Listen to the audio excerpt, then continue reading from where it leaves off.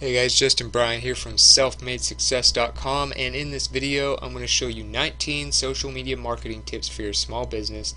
I'm going to show you how to get more traffic to your website from social media. I'm going to show you how to get more engagement. I'm going to show you how to get more followers, and I'm going to show you how to build your brand in a positive light so that people view it and trust it in a great way. So first thing you need to do is, when you're creating your usernames, use the same one if possible for all platforms. So your username for Twitter should be the same for Facebook, should be the same for Instagram, Pinterest, etc. So for instance, if you go to twitter.com/Jeff Bullis, you'll notice that you come up to Jeff Bullis and his profile. He has a very well-known social media marketing brand, and you'll notice that his Twitter handle is @JeffBullis, all one word. So when you go to twitter.com/Jeff Bullis, it comes up right here. If you go to pinterest.com/Jeff Bullis, it does the same thing. It goes straight to the same guy and his profile on Pinterest. So you notice he has a consistent username and a consistent brand, so it's easy for you to find him. He makes it easy for you to locate him on different platforms by having a consistent username and a consistent link to his profile. So do that and it'll make it easier for people to find you on social media. Number 2, have follow buttons on your website.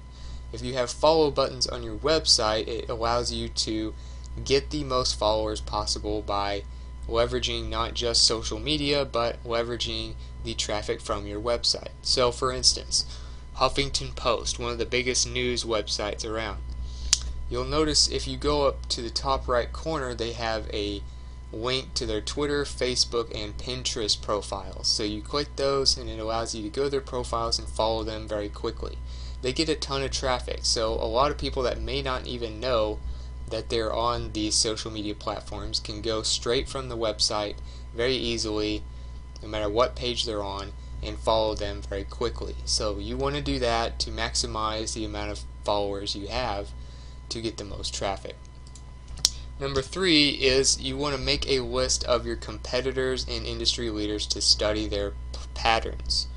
So when you do this and you actually study the people that are the best in your industry, you'll notice that you can find patterns in what they're doing. You can find consistent things that multiple brands that are leaders in their industry do that you can incorporate into your business. So if you go to twitter.com, for instance, you can create a list from your profile of profiles that you want to follow and that you want to observe. For instance, I created an influencers list on my profile. It has 25 members of people that know a lot about entrepreneurship and marketing. So I can go and observe these people's profiles and figure out what they're doing consistently to build their brand. And I can learn how they're doing it because they've already been successful doing it. So it allows you to pick up some great strategies. So you should be always learning from the best as you go on. You should always be observing who is doing something well that you want to do well, to get the best tools, the best strategies that will get you there. Number 4 is you need to post daily. The more you post, the better in some cases, but you need to post at least once a day on every single platform. That's one thing you cannot that's one thing you have to do, is post daily. So there's a great infographic on buffer.com, and it talks about what the best times, or how often you want to post on the different profiles on social media. For instance, they say 5 times per day or so on Pinterest. They say 3 times per day on Twitter. You can actually do more than that. We've tested that. Someone like Jeff Bullis, he's a very famous social media marketer. He posts many more times than that per day on Twitter. So you can also test these things, but this is a great infographic that kind of helps you get started. You don't want to post any more than twice a day on Facebook because the shelf life of a Facebook post is much longer than, say, Pinterest or Twitter. In other words, it stays in the news feed longer on Facebook than it does on others. So go to this infographic on buffer.com and you'll kind of see the psychology behind and the numbers behind posting how many different times per day and why it works. So just keep that in mind and don't overpost and don't underpost. Number 5, use easy social share buttons for WordPress. And this is a plugin. Of course, this applies if you have a WordPress website. If you don't have a WordPress website, then you might find a different alternative. But I use this for mine because I use WordPress. I believe in WordPress. I think it's one of the best platforms. It actually takes up about 26% of the entire internet now. So if you go to a blog post that I did on my website, you'll notice on the far left side, you can't see it right now on the recording screen, but when you say share this on Twitter and then you do that, I have this come up, and it is a list of places where you can follow me on social media. And so that's just one of the great options that most social media share buttons don't have. It allows you to follow somebody after you've shared their content. So it gets me that many more followers just naturally from people already sharing stuff that I wrote. So if you use something like that, you can go to Code Canyon and find their plugin called Easy Social Share Buttons for WordPress, just like that.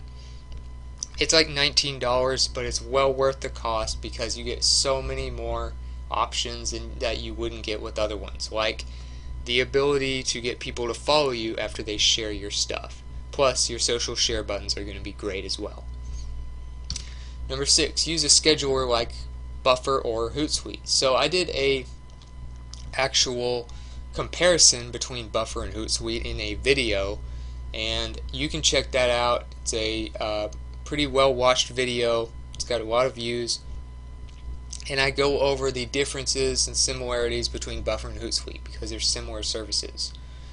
But if you want to just get the best service for free to start out with scheduling and automating some of your social media stuff, I would recommend one of those. Say, for instance, Hootsuite allows you to put all your private messages from social media in one dashboard so you can view all of them on one screen. It also allows you to automate posting, so you can create a schedule, and every time you upload a post into that, it'll post it on that schedule automatically for you. Buffer does a lot of the same stuff. They don't have the messaging thing, but they also have less branding, so it just kind of depends on what you're looking for. They both have free plans, so I would try out both. You might even find a way to use both of them at the same time. I've also done that as well. But use one of those to automate social media a little bit and just make it to where you don't have to keep logging back on just to post every single time.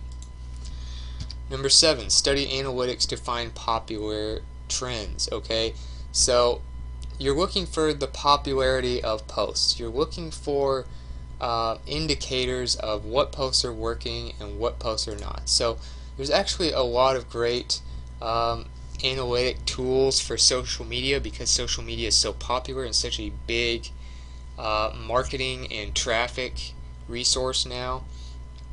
So Keyhole has a great post called the list of the top 25 social media analytics tools. I would recommend you check this out to get an idea of what analytic tools you might try. Of course, I use things like Buffer, Hootsuite. I've used Google Analytics. It's another great one. Clout's another one.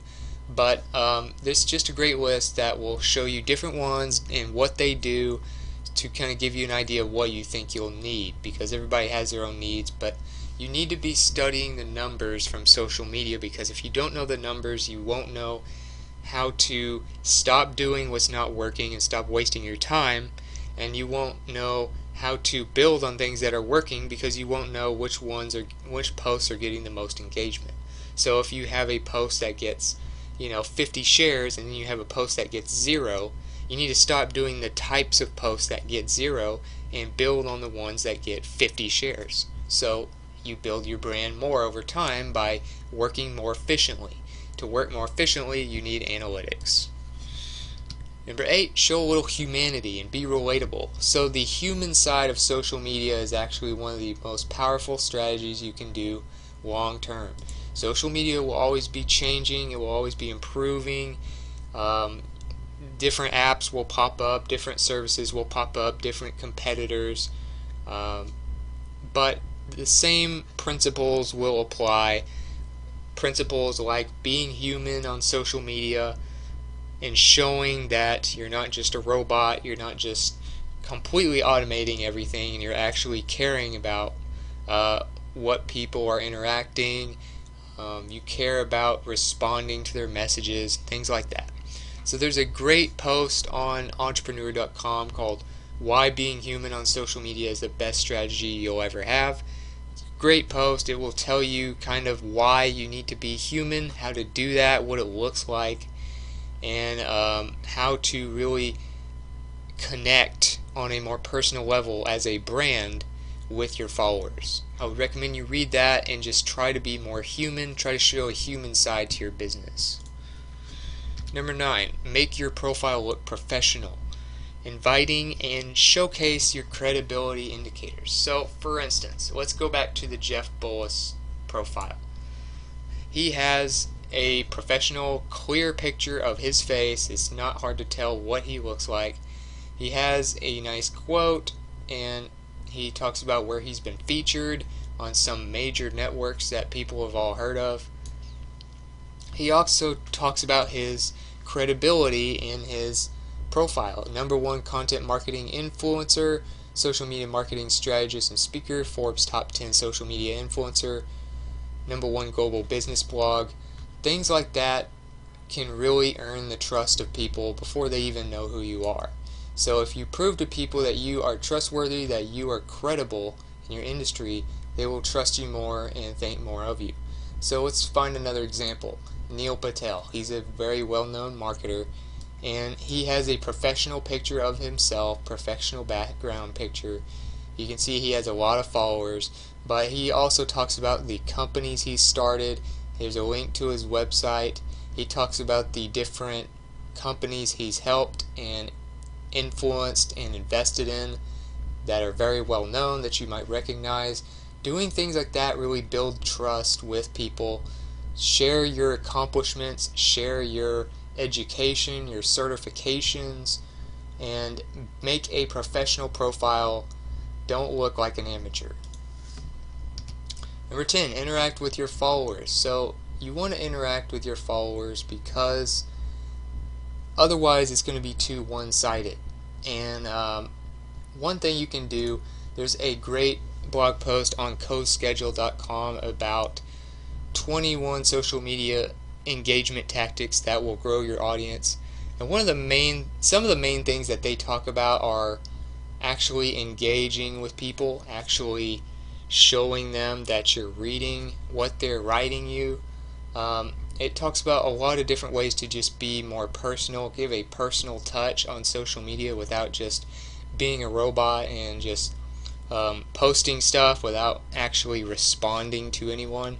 So the whole point is you want to respond to people. You want to join chats. You want to ask followers questions and let them know your opinions, and retweet them back and share the posts that you think were really cool that they did instead of just sharing your own. Things like that. Tagging other commenters. Stuff like that can really build your brand and really make people like you because they'll see that you're actually paying attention to them and giving them a little respect and a little attention.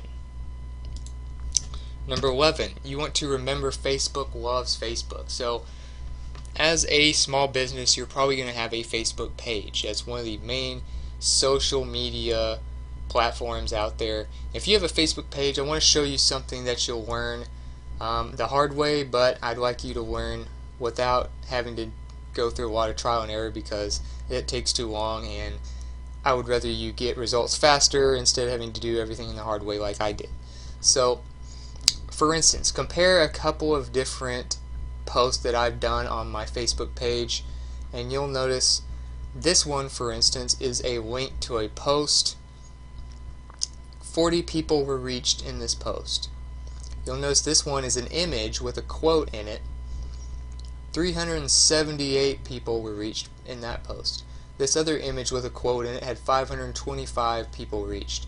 This video, which was uploaded directly to Facebook, is not a YouTube video, was reached by 414 people.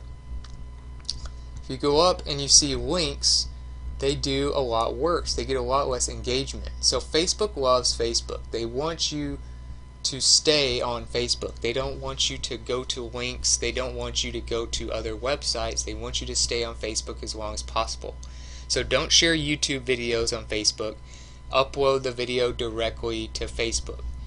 Don't share a lot of links. Share images. Do things like that that will get engagement but still keep them on Facebook's website. Number 12, put yourself in your followers' shoes. Think about what they're looking at. Put yourself in their position. How would you feel if you saw another brand post what you just posted? So there's a great quote that explains this. It's called, people don't ever think from the other person's perspective. If you did, you might understand someone more. So if you can't figure out why they're not engaging with your profile or why they're not following you on social media, there's a reason for it. There's a very good reason for it. You have to just figure it out by putting yourself in their shoes. Look at the profile. You can even go to, say, a consumer testing website. I think there's one called usertesting.com. Look it up. You'll find it in Google. It's something like that where you can actually test websites and social media profiles and products and things like that to figure out what you're doing right and what you're doing wrong and get other people's perspectives. So look at your own stuff when you post it and figure out how you would feel about it if you weren't a part of the company. Or just ask your family and friends, or ask people that you don't know, or ask employees. What do they think about your profile? What do they think about your posting? Things like that, and you'll get a better idea of why people do what they do with your brand on social media. Number 13, 80% value, 20% promotions. Keep this in mind. The 80-20 rule is very important for not driving away all your followers. So there's actually a really good post. It's pretty short and sweet, but it really explains this well. It's called Social Media and the 80-20 Rule, how not to alienate your audience. So what you do here is you post value, entertaining, educational type stuff 80% of the time, and then you do promotions for your brand 20% of the time. If you do promotions for your brand like coupons and sales and all that stuff all the time, people are going to leave. They don't care about your advertisements unless they already like your brand. So to get people to like your brand before they see your advertisements and leave, you need to post things like videos, behind the scenes photos, educational stuff, quotes, images of some of your employees having a lot of fun with customers, stuff like that. You need to read a post like this and get some ideas of kind of what you can post and what 80% of value looks like and the 20% selling, but keep that ratio, okay? Always be providing value with nothing in return and 20% selling or promoting.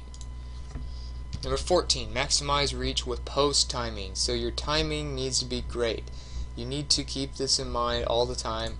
Post at the right times on the right platforms. Different platforms require different posting times for the best engagement. There's a post on CoSchedule called What 16 Studies Say About the Best Times to Post on Social Media. So this is a post that accumulated 16 different studies instead of just one and figured out what the best actual post times are based off of a series of studies instead of just one-sided study. So if you check this out, you'll figure out kind of how to post on social media, what times work best for which For instance, Facebook, you'll look at 9 a.m., 1 p.m., and 3 p.m. They'll give you some additional tips in there as well. Best days of the week, best times. You'll notice they'll do this for other ones. They'll do it for Twitter, 12 p.m., 3 p.m., 5 and 6 p.m. Wednesday is the best day to post. So go through that article and it'll tell you the best times and best days to post. Number 15, only use platforms that make sense. Just because there's a few dozen social media platforms doesn't mean you should use every single one of them. And there's a great post on kissmetrics.com that talks about which social media accounts really matter and why. So I would recommend after this video you go check out this article, and it will kind of explain more in depth why you should use certain platforms, if it makes sense for your particular brand. Just because one brand uses it doesn't mean you should.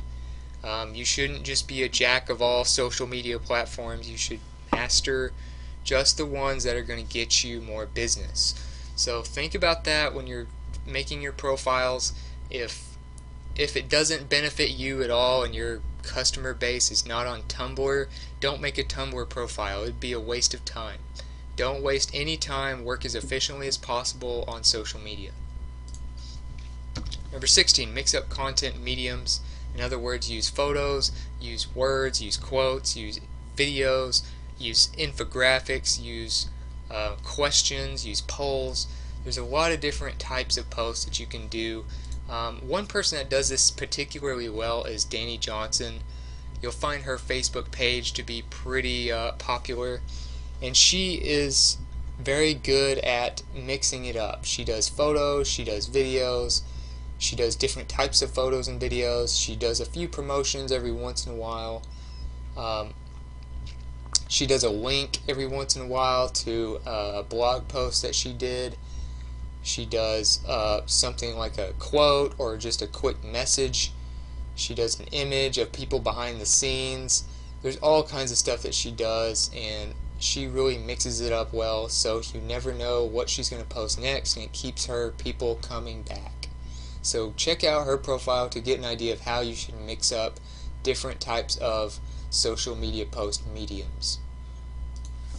Number 17, link to your website from all your profiles. So this is of course very important because you're not going to get all your business just on your social media profiles.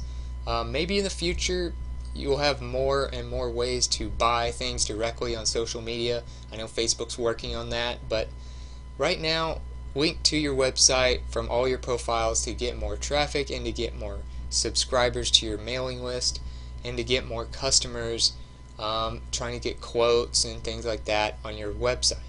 So link, you'll notice that all the major profiles, all the major brands on social media link to their main website. For instance, you go to Entrepreneur on Twitter and they have entrepreneur.com as the link to their website. If you go to my profile, you'll notice selfmadesuccess.com is linked to my profile. It's very easy to get to the website.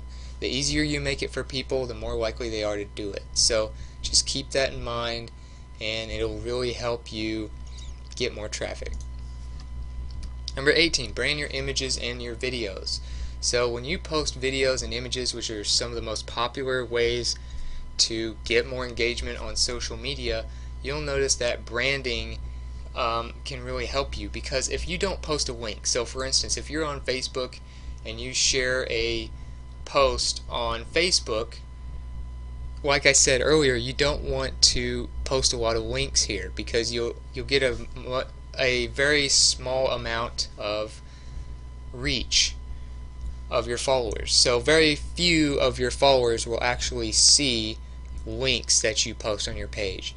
So it's better to post more images. It's better to post more things like that Facebook actually gives more engagement to. So for instance, you see this image of her and you'll notice that she has 654 engagements with this post, and it's just an image with some message behind it. There's a message here, 247 engagements. But then you look here and there's a link. She only has 19 engagements on this one. There's a link here, only 56. So you'll notice there's always a trend of images and directly uploaded videos getting more engagement on Facebook.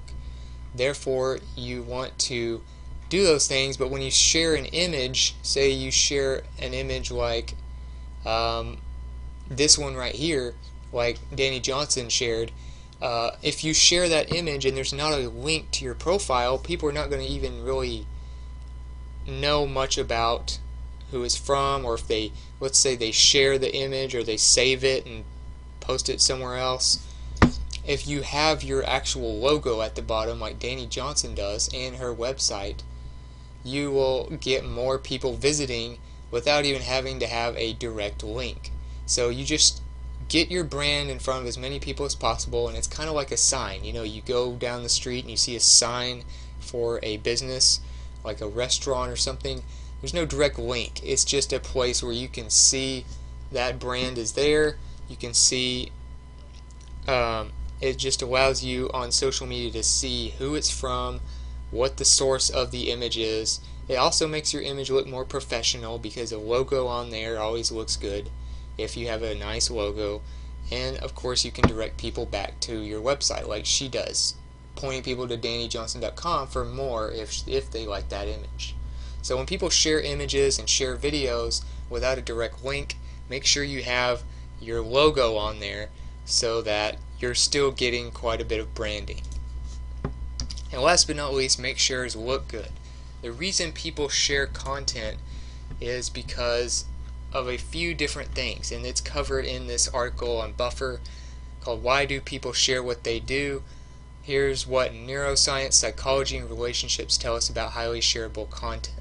So if you want to build a social media presence, get more traffic, and get more customers, you need to know why people actually engage with things on social media. There's a psychology to it. And there's 5 main reasons why people share on social media. And neuroscience, they share to entertain, inspire, or be useful. So when people share your post, instead of just liking it or something, they share it because they want their friends to see it. And if they want their friends to see it, they feel good about being connected to that post, because if they are not going to share something that they think would make them look bad. If you see one of your friends sharing something that's very controversial or something, you might think less of them. You might be wondering, what's their deal? So make your post really shareable. Make it look good when people share it, because it's positive, it's motivating, it's entertaining, it's interesting. Another thing is psychology. We share to express who we really are. So if people really resonate with something that you post, a lot of times they'll share it if they feel like it really hits home or really describes them. Number 3, community, to nurture your relationships. So you could share it to, say, they might feel like it helps them connect with people, or it might help them develop a connection with their friends that they haven't talked to in a long time or something. And also motivation is another thing. So if there's quotes get shared a lot because they're motivating. They motivate them, they motivate their friends, so they get shared. Last but not least, altruism, to get the word out about specific causes. So if people are interested in a certain charity, or remember the ALS Ice Bucket Challenge, that was a big deal. They were raising money for ALS, and it was just a quick challenge, and people were doing the ice bucket thing on their head and challenging a few other people to do it. So that was something that spread really fast, got lots of shares on social media, and it's just an example of something that benefits a cause. So that's another thing that gets shared a lot. So check out this article, it's great, it's on buffer.com. It'll show you more in depth of why people share, the 5 main reasons for doing it, so it will help you craft better posts on social media in the future. So if you got something from this video, if you feel like you learned something, please like and subscribe so I can create more videos like this for you.